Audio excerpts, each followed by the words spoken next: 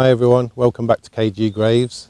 Today we're at Stwulstan Roman Catholic churchyard in Littlemalvern, Worcestershire, and we're here to visit the grave is Sir Edward Elgar, who composed the Enigma variations. As usual, if you like the video, give it a thumbs up, subscribe to the channel and hit that notification bell. Thanks for watching.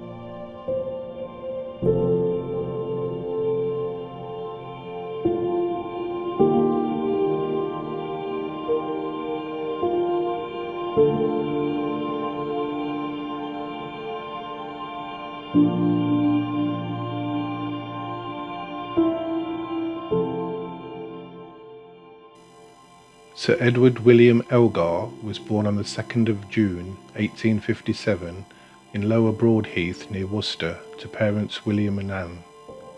He was an English composer. In 1841 his father William moved to Worcester, where he worked as a piano tuner and set up a shop selling sheet music and musical instruments. In 1848 he married Edward's mother, Anne Greening.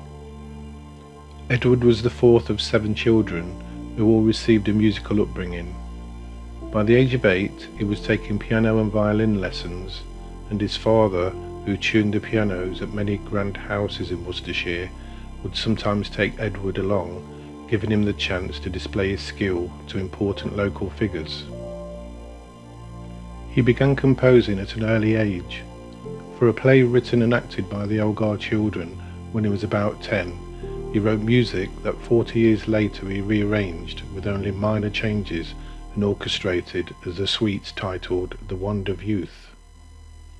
He said, "My first music was learnt in the cathedral, from books borrowed from the music library when I was 8, 9 or 10.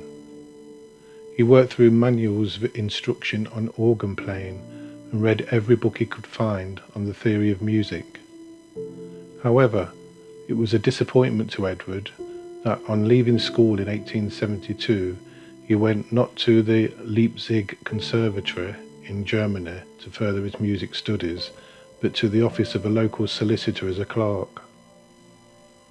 He did not find an office career congenial, and for fulfilment he turned not only to music but to literature, becoming a voracious reader. Around this time he made his first public appearances as a violinist and organist. After a few months, Edward left the solicitors to embark on a musical career, giving piano and violin lessons and working occasionally in his father's shop. At 22, he took up the post of conductor of the attendance band at the Worcester and County Lunatic Asylum in Powick. He coached the players and wrote and arranged their music. The Musical Times wrote, "This practical experience proved to be the greatest value to the young musician." He held the post for 5 years from 1879, travelling to Powick once a week. In his first trips abroad, Edward visited Paris in 1880 and Leipzig in 1882. He heard St. Sains play the organ at the Madeleine, the Church of St. Sains Madeleine, and attended concerts by first-rate orchestras. In Leipzig, he visited a friend, Helen Weaver, who was a student at the Conservatoire. They became engaged in the summer of 1883, but for unknown reasons, the engagement was broken off the next year. In 1882, seeking more professional orchestral experience, he was employed as a violinist in Birmingham in William Stockley's orchestra, for whom he played every concert for the next 7 years, and where he later said he learned all the music I know. Edward often went to London in an attempt to get his works published, but this period in his life found him frequently despondent and low on money. He wrote to a friend in April 1884 and said, "My prospects are about as hopeless as ever. I am not wanting in energy, I think, so sometimes I conclude that 'tis want of ability. I have no money, not a cent." When Edward was 29, he took on a new pupil, Caroline Alice Roberts, known as Alice, daughter of the late Major General Sir Henry Roberts. 8 years older than Edward, Alice became his wife 3 years later. His biographer, Michael Kennedy, writes, Alice's family was horrified by her intention to marry an unknown musician who worked in a shop and was a Roman Catholic. She was disinherited. They were married on the 8th of May 1889 at Brompton Oratory. From then until her death, she acted as his business manager and social secretary, dealt with his mood swings, and was a perceptive musical critic. With Alice's encouragement, the Elgars moved to London to be closer to the centre of British musical life, and Edward started devoting his time to composition. Their only child, Caris Irene, was born at their home in West Kensington on the 14th of August 1890. Her name was a contraction of her mother's names, Caroline and Alice. His only important commission while in London came from his home city. The Worcester Festival Committee invited him to compose a short orchestral work for the 1890 Three Choirs Festival. The result is described by Diane McVeigh in the Grove Dictionary of Music and Musicians as his first major work, the assured and uninhibited Froissart. Edward conducted the first performance in Worcester in September 1890. For lack of other work, he was obliged to leave London in 1891 and return with his wife and child to Worcestershire, where he could earn a living conducting local musical ensembles and teaching. They settled in Alice's former hometown, Great Malvern. During the 1890s, Edward gradually built up a reputation as a composer, chiefly of works for the great choral festivals of the English Midlands. The Black Knight 1892 and King Olaf 1896, both inspired by Longfellow, The Light of Life 1896 and Caractacus 1898 were all modestly successful, and he obtained a long-standing publisher in Novello & Co. In 1899, at the age of 42, Edward finally got the recognition he deserved when he produced the Enigma Variations, which were premiered in London under the baton of the eminent German conductor Hans Richter. In Edward's own words, I have sketched a set of variations on an original theme. The variations have amused me because I've labelled them with the nicknames of my particular friends. The work is formally titled Variations on an Original Theme. The word enigma appears over the first 6 bars of music, which led to the familiar version of the title. The enigma is that, although there are 14 variations on the original theme, there is another overarching theme, never identified by Edward, which he said runs through and over the whole set, but is never heard. The Enigma Variations were well received in Germany and Italy, and remain to the present day a worldwide concert staple. Richard Strauss, then widely reviewed as the leading composer of the day, was so impressed that in Edward's presence he proposed a toast to the success of the first English progressive musician, Meister Elgar.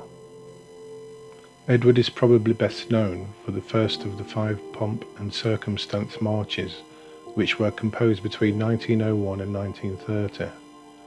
It is familiar to millions of television viewers all over the world every year who watch the last night of the proms. To mark the coronation of Edward VII, he was commissioned to set A.C. Benson's Coronation Ode for a gala concert at the Royal Opera House on the 30th of June 1902. The approval of the King was confirmed and he began work. The contralto Clara Butt had persuaded him that the trio of the first Pomp and Circumstance March could have words fitted to it, and he invited Benson to do so. Edward incorporated the new vocal version into the ode. The publishers of the score recognised the potential of the vocal piece, Land of Hope and Glory, and asked Benson and Edward to make a further revision for publication as a separate song. It was immensely popular and is now considered an unofficial British national anthem. In the United States, the trio, known simply as Pomp and Circumstance, or the Graduation March, has been adopted since 1905 for virtually all high school and university graduations. In March 1904, a 3-day festival of Edward's work was presented at Covent Garden, an honour never before given to an English composer. The Times commented, 4 or 5 years ago, if anyone had predicted that the Opera House would be full from floor to ceiling for the performance of an oratorio by an English composer, he would probably have been supposed to be out of his mind. The King and Queen attended the first concert, at which Richter conducted The Dream of Gerontius. The final concert of the festival, conducted by Edward, was primarily orchestral, apart from an excerpt from Caractacus and the complete Sea Pictures, sung by Clara Butt. Edward was knighted at Buckingham Palace on the 5th of July 1904. The following month, he and his family moved to Plas Gwyn, a large house on the outskirts of Hereford overlooking the River Wye, where they lived until 1911. Between 1905 and 1908, he held the post of Paton Professor of Music at the University of Birmingham. Edward paid 3 visits to the USA between 1905 and 1911. His first was to conduct his music and accept a doctorate from Yale University. His principal composition in 1905 was the Introduction and Allegro for Strings, dedicated to Samuel Sanford. As Edward approached his 50th birthday, he began work on his first symphony, a project that had been in his mind in various forms for nearly 10 years. His first symphony, 1908, was a national and international triumph. Within weeks of the premiere, it was performed in New York, Vienna, St. Petersburg, and Leipzig. There were performances in Rome, Chicago, Boston, Toronto, and 15 British towns and cities. In just over a year, it received 100 performances in Britain, America, and continental Europe. The Violin Concerto 1910 was commissioned by Fritz Kreisler, one of the leading international violinists of the time. He wrote it during the summer of 1910. The Violin Concerto was Edward's last popular triumph. The following year he presented his second symphony in London, but was disappointed by its reception. Unlike the first symphony, it ends not in a blaze of orchestral splendour, but quietly and contemplatively. The work was by normal standards a success, with 27 performances within 3 years of its premiere, but it did not achieve the international furore of the first symphony. In June 1911, as part of the celebrations surrounding the coronation of King George V, Edward was appointed to the Order of Merit, an honour limited to the 24 holders at any time. The following year, the Elgars moved back to London, to a large house in Netherhall Gardens, Hampstead. There he composed his last 2 large-scale works, of the pre-war era, the choral ode, The Music Makers, for the Birmingham Festival 1912, and the symphonic study, Falstaff, for the Leeds Festival in 1913. When World War I broke out, he was horrified at the prospect of the carnage. He signed up as a special constable in the local police and later joined the Hampstead Volunteer Reserve of the Army. Edward's other compositions during the war included incidental music for a children's play, The Starlight Express 1915, a ballet, The Sanguine Fan 1917, and The Spirit of England 1915 to 1917, to poems by Lawrence Binyon, to name a few. Towards the end of the war, he was in poor health. His wife thought it best for him to move to the countryside, and she rented Brinkwells, a house near Fittleworth in Sussex. There he recovered his strength, and in 1918 and 1919 he produced 4 large-scale works. On hearing the work in progress, Alice Elgar wrote in her diary, writing wonderful new music. They were premiered at the Wigmore Hall on the 21st of May 1919. Although in the 1920s Edward's music was no longer in fashion, his admirers continued to present his works whenever possible. Landon Ronald presented an all-Elgar concert at the Queen's Hall. Alice Elgar wrote with enthusiasm about the reception of the symphony, but this was one of the last times she heard Edward's music played in public. After a short illness, she died of lung cancer on the 7th of April 1920 at the age of 72. Edward was devastated by the loss of his wife. With no public demand for new works and deprived of Alice's constant support and inspiration, he allowed himself to be deflected from composition. For much of the rest of his life, he indulged himself in several hobbies. Throughout his life, he was a keen amateur chemist, sometimes using a laboratory in his back garden. He even patented the Elgar sulphuretted hydrogen apparatus in 1908. He enjoyed football, supporting Wolverhampton Wanderers FC, for whom he composed an anthem, He Banged the Leather for Goal. As an elderly widower, he enjoyed being driven around the countryside by his chauffeur. In November and December 1923, he took a voyage to Brazil, journeying up the Amazon.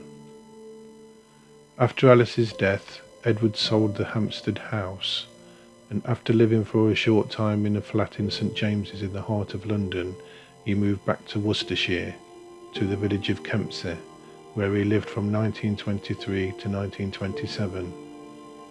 He did not wholly abandon composition in these years.